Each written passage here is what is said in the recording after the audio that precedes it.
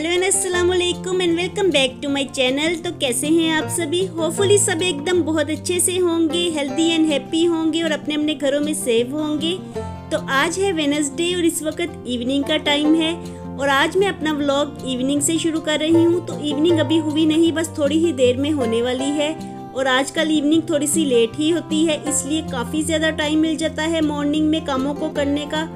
तो इस वक्त मैं किचन में मौजूद हूँ और बर्तनों को समेटने का काम कर रही हूँ, क्योंकि इनको मैंने दोपहर में वॉश किया था। तो मैं अब सोच रही थी कि ये अच्छे से ड्राई हो गए हैं तो इन्हें कैबिनेट्स में रख दिया जाए, ताकि बर्तनों की वजह से जो किचन मैसी दिखाई दे रहा है वो नीट लगना शुरू हो जाए। तो बर्तनों को मैंने समेट दिया है और अब मैं दूध को बॉयल कर लूँगी। तो ये दूध मॉर्निंग में आता है, लेकिन मैं मॉर्निंग में दूध को बॉयल नहीं करती, मैं इवनिंग में बॉयल करती हूँ, क्योंकि मैंने इवनिंग टी पीनी होती है। तो मैं ताज़ा दूध की ही चाय पीती हूँ, इसलिए मैं इवनिंग में दूध को बॉयल करती हूँ। और यहाँ पे मैंने दूध को बॉयल होने के लिए रख दिया है और साथ ही मैं डिनर की तैयारी भी कर लूँगी। तो डिनर में आज मैं मूंग की दाल बना रही हूँ, तो इसके लिए मैं इसे पानी में भिगो के रख दूँगी। और ये दाल पकने में ज़्यादा टाइम नहीं लेती, इसलिए मैंने अभी इसे पानी में भिगो के रख दिया है।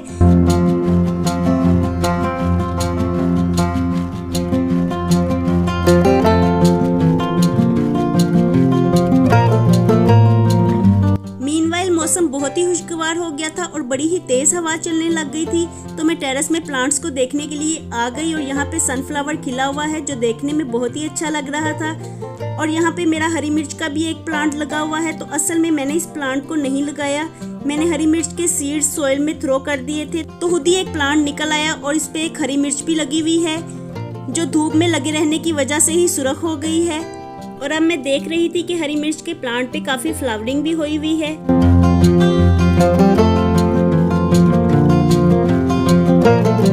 और मैं आपको दिखाती हूँ कि माशाल्लाह से करेले कितने बड़े हो रहे हैं और करेले की बेल बड़ी ही अच्छी ग्रो कर रही है और जिधर जिधर नजर पड़ती है करेले की बेल फैलती हुई दिखाई देती है।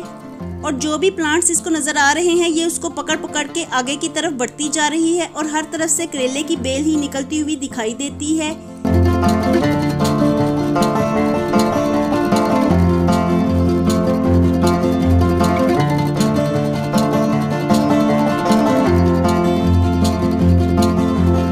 जिधर जिधर भी नजर पड़ती है तो करेले की बेल ही निकलती हुई दिखाई देती है। तो मैंने करेले के बीजों को मिट्टी में दबाया था और फिर मुझे याद भी नहीं रहा कि कहाँ कहाँ पे मैंने बीज डाले थे। और अब जब बेल्स निकल रही हैं तो मैं देख रही हूँ कि इस जगह पे मैंने करेले के बीजों को दबाया था और अब मुझे याद आ रहा है। और देखिए यहाँ पे भी करेले की बेल निकल आई है। और अक्सर मैं ऐसा करती हूँ कि जब मैं कोई वेजिटेबल बनाती हूँ, जैसे कि शिमला मिर्च और हरी मिर्च वगैरह हो गई या फिर करेले हो गए, तो मैं इनके सीड्स को कूड़े में नहीं फेंकती, इनको मिट्टी में यहाँ पे लाके फेंक देती हूँ। तो ऐसे में कुछ प्लांट्स इस तरह भी निकल आते हैं। और यहाँ पे सदाबहार के फूल भी खिले हुए हैं, तो देखने में ये भी बहुत ही अच्छे लगते हैं। और देखिए आसमान पे कितने गहरे बादल आए हुए हैं। तो आजकल बादल डेली ही आ जाते हैं, लेकिन बारिश नहीं होती। बारिश हो जाए तो मेरे प्लांट्स बहुत ही ज़्यादा निखर जाएंगे, लेकिन अभी तो सिर्फ बादल ही आए हैं और बरसने का नाम नहीं ले रहे। लेकिन बादलों की वजह से आज हवा भी बड़ी अच्छी चल रही है।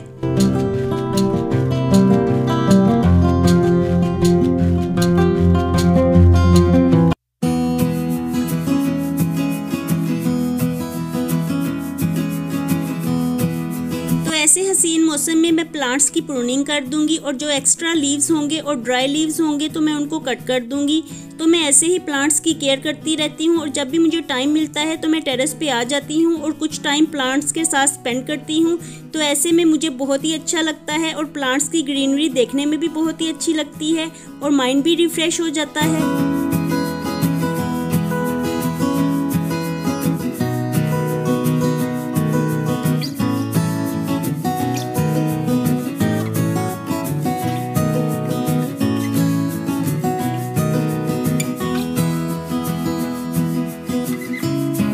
और प्लांट्स के साथ कुछ टाइम स्पेंड करने के बाद अब मैं किचन में चली जाऊंगी। यहाँ पे इतनी अच्छी हवा चल रही थी कि अंदर जाने को मन ही नहीं हो रहा था, लेकिन चूंकि अभी मुझे इवनिंग टी बनानी है तो इसलिए मैं किचन में जा रही हूँ। और इवनिंग टी बनाने से पहले मैं आपको दिखाती हूँ कि विंटर्स में मैंने जो गाजर और मूली का अचार डाला था तो वो कितना अच्छा हो रहा है। और अभी भी हमारे पास काफ़ी अचार बचा हुआ है, तो इसमें तेल थोड़ा सा कम है, तो होपफुली मैं जल्दी ही इसमें ऑयल को डाल दूँगी। और चूंकि गर्मी बहुत ज़्यादा हो गई है तो मैंने इसके ऊपर टोकरी को टर्न करके रखा हुआ है ताकि एयर इसमें से पास होती रहे, और मैं डेली ही इसे उलट पलट करती रहती हूँ, तो ऐसे में ये बड़ा ही अच्छा हो रहा है।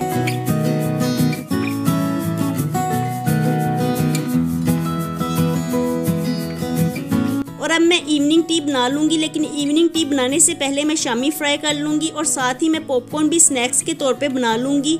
और शामी के साथ मैं बर्गर बनाने वाली हूँ, क्योंकि बच्चों को फास्ट फूड बहुत पसंद होते हैं, तो ऐसे में मैं उनको बर्गर घर में ही बना के देती हूँ।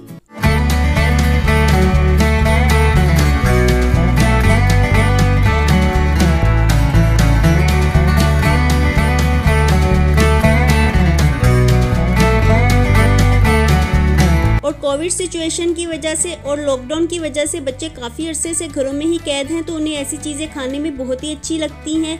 और फास्ट फूड तो वैसे भी बच्चों को बहुत पसंद होता है, तो मैं जितना भी पॉसिबल होता है घर में ही बच्चों को चीज़ें बना के देती हूँ और बाहर की चीज़ों को अवॉइड ही करती हूँ।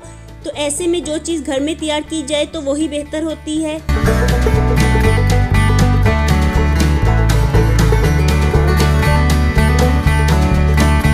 और यहाँ पे हमारी चाय भी तैयार हो गई है और साथ में मैंने बर्गर्स भी बना लिए हैं। पॉपकॉर्न तो मैं पहले ही बच्चों को बना के दे आई थी, तो अब हम अपनी इवनिंग टी पियेंगे और साथ में बर्गर्स खाएंगे।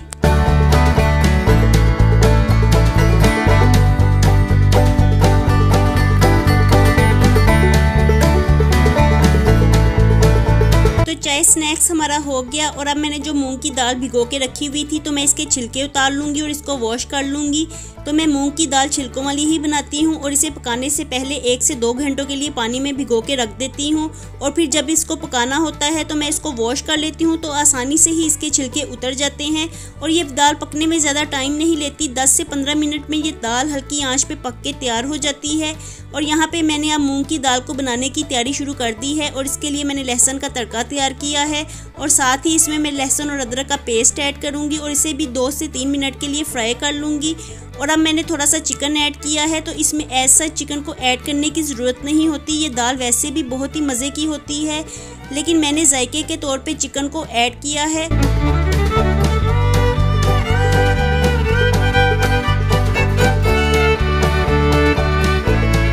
और साथ ही मैंने इसमें बेसिक स्पाइसेस ऐड किए हैं और कुछ देर के लिए मैं मसाले की भुनाई कर लूँगी।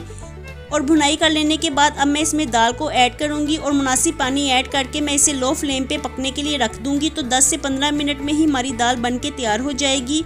और ये दाल खाने में हम सबको बहुत ज़्यादा पसंद है और ये फ़ायदेमंद भी बहुत ज़्यादा होती है। नॉर्मली कहा जाता है कि जब पेट ख़राब हो या नज़ला ज़ुकाम बुखार वगैरह हो तो ये दाल खाने में बहुत फ़ायदा देती है और ये हमें पसंद भी है, तो इसलिए हम इसे वीक में एक दफ़ा ज़रूर बनाते हैं। और दाल को मैंने पकने के लिए रख दिया है, तो जितनी देर में दाल पक के तैयार होगी तो उतनी देर में मैं आटा गूंद लेती हूँ। और आटा मैं बहुत अच्छी तरह से गूंदती हूँ। आटा गूंदते हुए मुझे 5 से 7 मिनट या 10 मिनट भी लग जाते हैं। और आटा बड़ी अच्छी तरह से गूंदना चाहिए क्योंकि नरम आटे की रोटियाँ बहुत ही सॉफ्ट बनती हैं और अकड़ती नहीं है।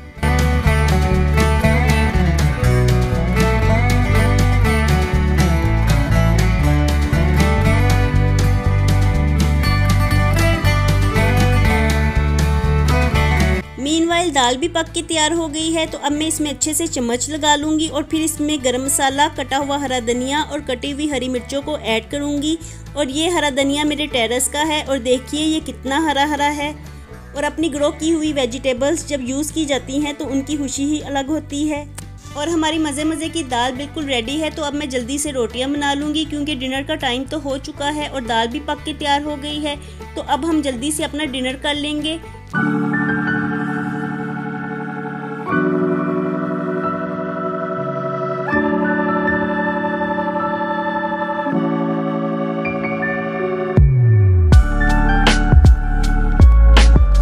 तो दाल के साथ वैसे तो चावल खाने में अच्छे लगते हैं, लेकिन हमने कल में भी चावल ही खाए थे, इसलिए आज मैं रोटियां बना रही हूं।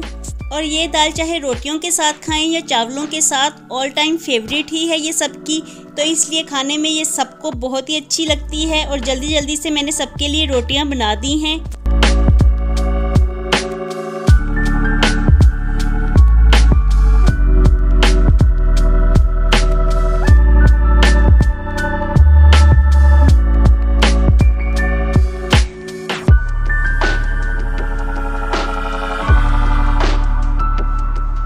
और लास्ट में अब मैं अपनी रोटी बना रही हूँ और साथ ही मैं काउंटर टॉप को भी क्लीन कर दूंगी, क्योंकि रोटियां बनाते हुए खुश्क आटा इधर उधर बिखर जाता है और चीज़ों पे भी पड़ जाता है। तो ऐसे में मैं काउंटर टॉप को और चीज़ों को भी साफ़ कर दूंगी, क्योंकि ऐसे आटा बिखरा हुआ मुझे अच्छा नहीं लगता। तो यहाँ पे हमारा डिनर तैयार हो गया है और साथ ही मैं थोड़ा सा अचार भी ले लूँगी, क्योंकि दाल के साथ अचार खाने में बहुत ही अच्छा लगता है।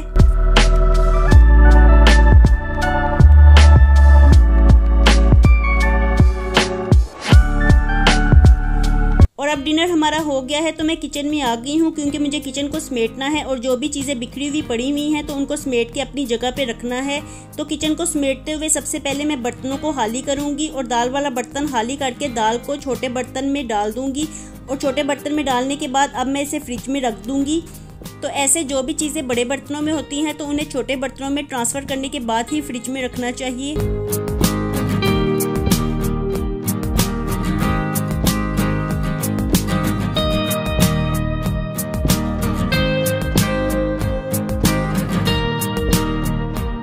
और अब मैं काउंटर टॉप्स और स्टोव को साफ़ कर लूँगी। तो मैं नाइट में किचन को साफ़ करके सोती हूँ, तो इसलिए मॉर्निंग में मेरा किचन साफ़ ही होता है। और जब आप मॉर्निंग में साफ़ किचन को देखते हैं तो इसे देख के जो सेटिस्फेक्शन होती है तो उसकी बात ही अलग होती है। और वैसे भी जब नाइट में किचन को साफ़ करके सोया जाता है तो इससे घर में बरकत भी पैदा होती है और पॉजिटिविटी भी बढ़ती जाती है। तो इसलिए नाइट में किचन को साफ़ करके ही सोना चाहिए, ताकि घर में बरकत बनी रहे।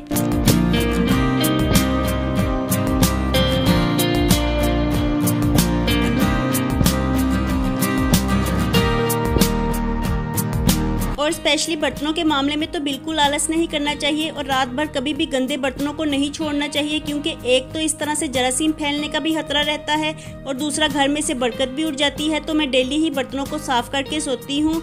और यहाँ पे मैंने बर्तनों को वॉश कर लिया है और इसके बाद मैं सिंक एरिया को भी क्लीन कर दूँगी, क्योंकि सारा दिन सिंक एरिया पे बहुत ही ज़्यादा काम होता है और जिसकी वजह से ये ग्रीसी भी हो जाता है, ऑयली भी हो जाता है। तो इसलिए मैं सिंक को अच्छे से क्लीन कर दूंगी। और सिंक को क्लीन करने के बाद अब मैं इसकी बैक की जगह को और विंडो को भी क्लीन कर दूंगी, क्योंकि आज तेज़ हवा चली थी तो जिसकी वजह से यहाँ पे डस्ट पड़ गई है। और मैं डेली ही इस जगह को क्लीन करती हूँ, क्योंकि यहाँ से हवा आती है तो डस्ट भी साथ में ही आती है और ये जगह गंदी बहुत ही बुरी लगती है। तो इसको मैं साथ साथ ही वॉश करती रहती हूँ।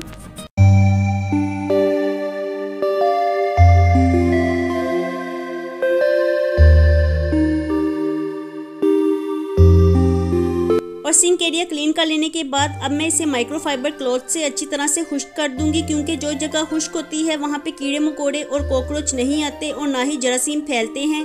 तो इसलिए मैं सिंक एरिया को अच्छे से ड्राई कर दूंगी। और सिंक एरिया ड्राई कर देने के बाद अब मेरा किचन का काम कंप्लीट हो गया है। तो मॉर्निंग के लिए मेरा किचन अभी से ही नीट एंड क्लीन हो गया है। और इसके साथ ही मैं अपने आज के व्लॉग को यहीं पे ख़त्म करती हूँ। तो होपफुली आपको मेरी इवनिंग से नाइट तक की रूटीन पसंद आई होगी। मेरा व्लॉग पसंद आता है तो इसे लाइक कीजिए और चैनल पे नए होंगे तो सब्सक्राइब ज़रूर कर दीजिए। मैं मिलती हूँ आपसे दोबारा विद द नेक्स्ट व्लॉग। अल्लाह हाफिज़ एंड टेक केयर।